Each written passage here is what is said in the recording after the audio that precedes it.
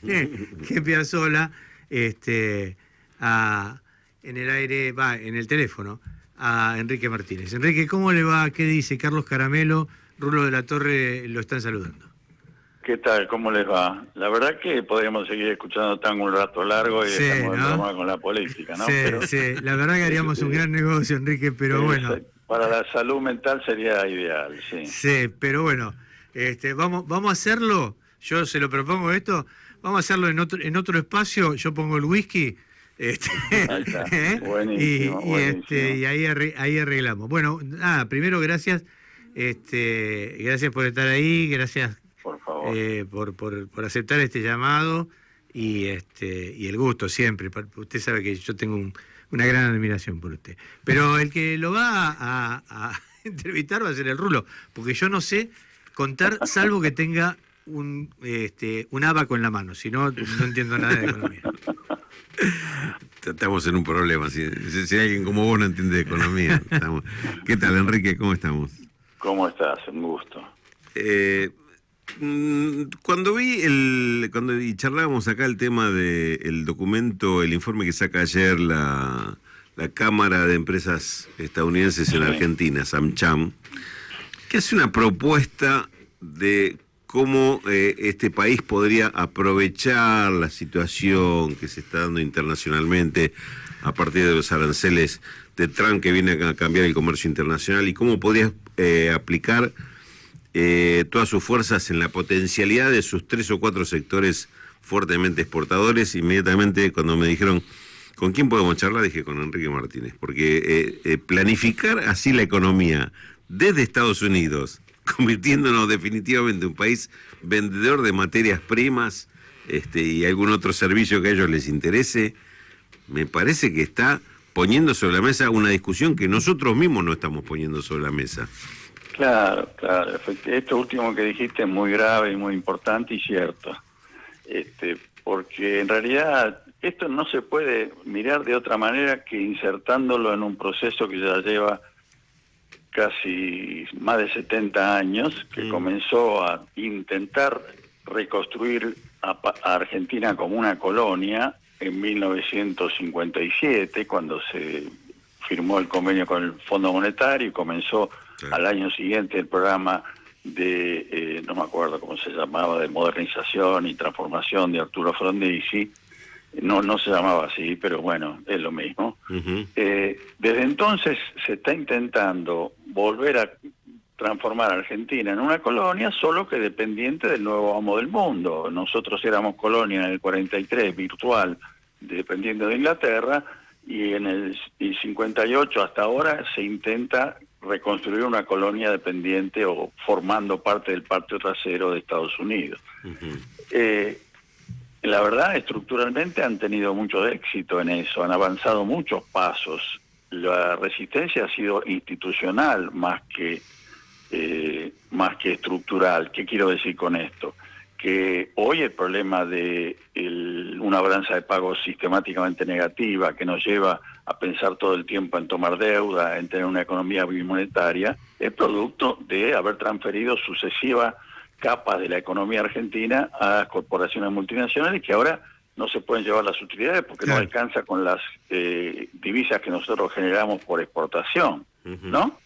Y entonces, bueno, aparece tomar deuda y generar especulación financiera superpuesta con el tema económico, comercial, y bueno, estamos en este caos recurrente. Ahora, que se suponga que nosotros vamos a salir adelante dependiendo de 4 sectores extractivos, es simplemente apresurarse en el sentido de decir, bueno, ya está, buscamos por todos los caminos posibles conseguir eso. Estamos tan cerca que tenemos un presidente que hace fe de lamerle las botas a los americanos. Es el momento de ponerle el sello al intento, y entonces realmente la condición, que como vos sabés mucha economía, Rulo, vos sabés que la condición para que la propuesta de la AmCham sea válida es que nosotros nos caguemos de hambre prolijamente, claro, el 70% de la población. Eso no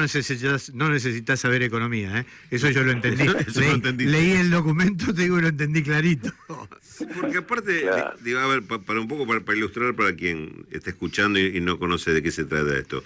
Ayer presentan un documento, AmCham, diciendo que entre paréntesis lo preside el CEO de JP Morgan, en Argentina. Sí, claro. Que no quede duda de cómo está jugando. Que dijo que el- había que irse a la Argentina, claro. El operador es el CEO de JP Morgan. Claro. ¿Qué dice? Argentina tiene una gran oportunidad en medio de este despelote que creó Trump con la suba de aranceles, porque dice, tiene una potencialidad muy grande para exportar con agroindustria, minería, petróleo y gas, y transformación digital e innovación. Entre los 4 sectores, dice, Argentina podría estar exportando para 2033, dice acá nomás, 7 años, 8 años, Sí. 128.000 millones de dólares, nada más con esos 4 sectores. Dice, el resto tendrá que ver cómo se acomoda a esta nueva realidad. Claro. Dice, porque el resto de los sectores primero no importan. ¿Y cómo se llega a esto, Enrique? Y acá está lo que vos comentabas. Te piden una reforma impositiva para pagar menos impuestos. Una reforma laboral. Una reforma laboral para hacer más barato La mano de obra. la mano de obra y algunos incentivos a las inversiones extranjeras, como Claro. si todo esto fuera poco. Claro. Ahora, está Como si el Ricky no existiera. Está claro que toda esta producción está pensada únicamente para exportar y no para consumo interno. Y no hay un solo párrafo de... ¿Y el mercado interno se reactiva de alguna forma? Bueno, ese ¿Recibe algo es de el esto? perfil propio de una colonia, ¿no es cierto? Donde el Tal mercado cual. interno pierde importancia, hasta desaparecer de la agenda, digamos. Ahora, si los partidos populares argentinos no advierten que ese es el camino y no lo advierten hace tiempo, no podemos ni siquiera discutirlo aún en condiciones de inferioridad. Creo que hemos perdido varias batallas, deberíamos estar discutiendo como el gato entre la leña, lo entiendo, pero al menos discutiendo, Sí. admitiendo que no es un tema de manejo de operadores financieros que tengamos crisis de divisas, es un tema estructural que se ha conseguido y se ha generado a propósito para que tengamos que negociar nuestras riquezas naturales contra nada, Claro. no generando a cambio ni siquiera un bienestar mediocre como el que tienen los chilenos. Sí. Sí, claro. Sí, bueno, eso se percibe, discúlpame que me meta, No. pero se percibe con absoluta claridad también en las declaraciones del que se supone será el futuro embajador de los Sí. Estados Unidos en la Argentina, y lo que yo quiero marcar, Enrique, que lo puse hoy en mi panorama político que escribo todas las semanas, es que la reacción de los argentinos, de los partidos, hasta que yo terminé el panorama no había pasado nada, después fueron algunos sectores, digo, los sectores, los de siempre, los más combativos, chiquititos, desprestigiados, ¿viste que yo? A pararse frente a la embajada y a ser reprimidos, por supuesto. Pero digo, la dimensión de la provocación de este hombre Lamelas, sentándose en el Senado de los Estados Unidos y diciendo directamente que él venía a intervenir en la Argentina, y la falta, porque está bien, todos dijeron no los vamos a dejar, qué sé yo, pim pum pam, pero la verdad que con una suavidad que no era comparable con la agresión que estábamos recibiendo, por lo menos yo lo sentí así como argentino. Claro. Yo creo que en realidad hasta hacemos mal en usar esa simplificación del paralelo histórico y decir que la reedición de Brádeno Perón, porque Brádeno Perón era un candidato a presidente contra el embajador de los Estados Unidos, que era un embajador fuerte Claro. en la diplomacia Sí, norteamericana, que se lo mandaba acá para domesticar al país. Ahora mandan un tipo que es un hombre de negocio, que nunca fue diplomático, que es simplemente un convencido del garrote vil aplicado en la política internacional, avalado por la presidencia de la nación, Claro. a domesticar al resto del país. No hay Brádeno Perón posible en esto, es más grave que eso, digamos. Ujú. Es importante que nos duela de entrada, pero también es importante que tengamos dimensión del conflicto como al punto que ha llegado. Nosotros tenemos que realmente poner sobre la mesa que se está tratando de institucionalizar la neocolonia que ya en términos económicos está establecida en la Argentina. Claro. Ujú. Bueno, ese paso es el que no podemos admitir, y porque realmente admitir eso significa sacar, insisto, no es una butad, es sacar del mapa económico, de la visión incluso de la política, a más de la mitad de la población. Tal cual. Y Enrique, ¿y cómo te imaginas que se hace para lograr que se vuelva a vincular cuestiones del empleo, cuestiones de la deuda, cuestiones del cierre de empresas que estamos viviendo, la caída del consumo, con esto otro, que acá es donde se está definiendo todo eso, que suceda todo eso, en no tener una definición de país diferente? Sí, pero esto no parece que estuviera en el escenario de la discusión política en Argentina. Y no, porque aún gente del palo, digamos, gente que se autotitula justicialista, sigue hablando del cepo, digamos, hasta en el lenguaje estamos confundidos, ¿no? Yo creo que nuestra dependencia de una situación muy frágil en materia de divisas obliga a que pensemos a la divisa como el agua de un oasis en el desierto. Es el elemento escaso por excelencia, y en consecuencia hay que controlarlo rigurosamente, sin prebenda, sin caer en otros paralelos con el yape o no sé qué estupidez que surgen habitualmente a la palestra, para entender que no podemos estar haciendo el planteo que estamos haciendo con el turismo, no podemos estar dejando de negociar con todas las multinacionales que están instaladas en el país cómo convertir su habitual balance negativo en un balance positivo de divisas. Nosotros nos hemos acostumbrado a que el sector automotriz, por ejemplo, se lleva del país en términos de balances, de saldo de balance, más de 7.000 millones de dólares por año. Y eso pasó en el momento que tenía 50% de integración nacional, y ahora tiene 25%, y además el 50% de los autos son totalmente importados. Sí. Bueno, esa tendencia es una tendencia inadmisible. Hay que sentarse con las terminales y decir, muchachos, así no va. Que se quede el que está dispuesto a tener un saldo de balanza positivo, que lo pueden hacer. Exporten desde acá, integren más. Si no están de acuerdo y creen que solo pueden ensamblar y tienen que mandar a su utilidad de exterior, tómensela, porque hay demasiadas terminales, y agrupemos en la producción y desarrollemos productos nacionales. Hay montones de caminos si hay una soberanía política adecuada, ¿no? Pero déjame terminar con una referencia interesante y valiosa respecto del sector automotriz. Brasil, que ha logrado negociar con los chinos que el boom del auto eléctrico se instale como gran entrada en el Brasil, tuvo que aceptar que las plantas sean plantas de ensamblado. Los chinos no van a hacer grandes cosas en fabricación de componentes en Brasil.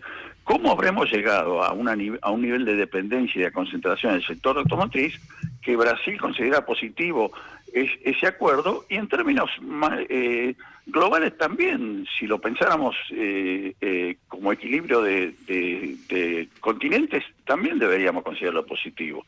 Bueno, si eso es así, si la fragilidad de esta área es tan grande, tenemos que cuidar cada dólar, y eso significa negociar con los tipos que están en el área de Tierra del Fuego, que es la zona libre o la zona franca del mundo que solo le vende a su propio país. Yo no conozco zona franca del mundo que venda solamente en el mercado interno. Sí. Bueno, entonces, ¿cómo no van a tener problema de divisa? ¿Cómo no vamos a tener problema de divisa con los tipos que se acostumbraron a traer automotores de marca Chevrolet de México hace ya varios años, 100% fabricados en México? Bueno, eso no es expulsar al capital nacional de la Argentina, es ser soberano y reencontrar el equilibrio, que no es tan difícil en términos cuantitativos. Es difícil en términos cualitativos, porque nadie cree que sea un problema. Ahora, Enrique, también hay otras economías. El otro día charlábamos con Julio De Vido, que nos visitó acá el programa, y Julio decía, hay otras economías que están dispuestas a acompañar, que están dispuestas a ayudar. Hoy, de golpe, distanciarte de los Estados Unidos no es lo que podía ser en, no sé, qué sé yo, en los 80 o en los 90, digo, bueno, por supuesto están los BRICS, pero además hay otros enclaves económicos que de alguna manera podrían negociar con nosotros, ¿no? Sí, yo coincido cuando Kicillof dice que lo que más le duele de todos los males que hizo el gobierno de Milei es haber inmediatamente evitado la firma de los BRICS. Claro. Sí, bueno. Esa fue la decisión estratégica más dolorosa para Argentina. Sí, también sabían lo que hacían, ¿no? Claro, exactamente, y por eso mandan al nuevo embajador a decir que uno de los objetivos centrales es evitar que China tenga importancia en la Argentina. Claro. Sí, yo no creo que iríamos en camino a subordinarnos a China, pero hay que admitir el liderazgo tecnológico que China tiene en este momento y la capacidad de ayudarnos a desarrollar que tiene varios sectores que somos complementarios de ellos, ¿no es cierto? Además, No, lo que iba a decir es que acá se mira permanentemente cómo aplicar inteligencia artificial en la industria, cómo robotizar todo, cómo, qué sé yo, encontrar caminos para parecernos al mundo moderno. Y nosotros tenemos un desarrollo pendiente en la industrialización del agro, que es la actividad pública, la actividad productiva tradicional de la Argentina, que es enorme. Nosotros exportamos la lana, un tercio sucia, un tercio simplemente lavada y un tercio como tops a China. Nosotros exportamos carne vacuna en una dimensión que es muy superior en este momento a la que consumimos en el mercado interno. Hay infinitos ejemplos de un desarrollo pendiente enorme que generaría centenares de miles de puestos de trabajo e industria en serio, no simples boyeritos cuidando las ovejas. Sí, además la información que tengo es que va a la rural a decir que le va a quitar retenciones a toda la carne, ¿no? Le va a quitar a la carne más chica, porque por ahora el tema es con la vaca, que es lo que estamos exportando a... Claro, no se olviden de dejar los huesos, a ver si podemos chupar los huesos. Claro. Y va a ser jodido, por un caracú nos vamos a pelear, a cuchillo, pero nos vamos a pelear a cuchillo, de verdad.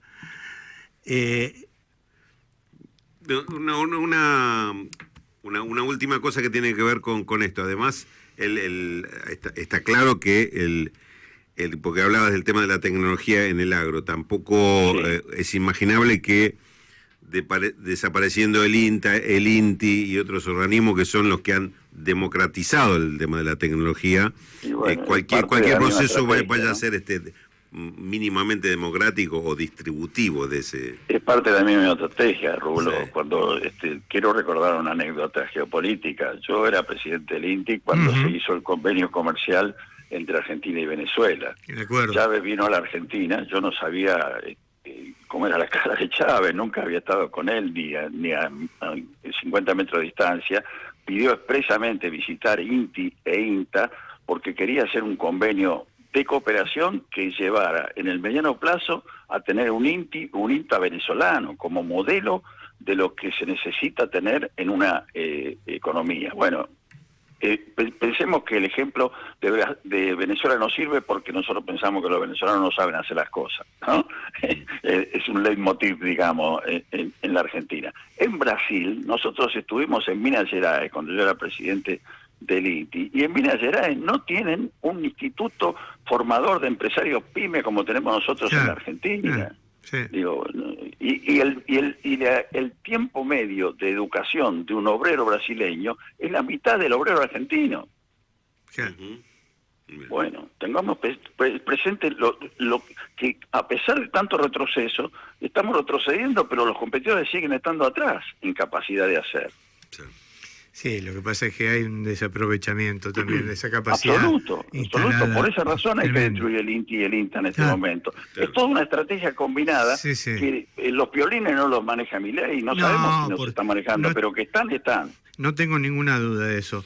Enrique, el gusto, el placer de verdad siempre de charlar con vos.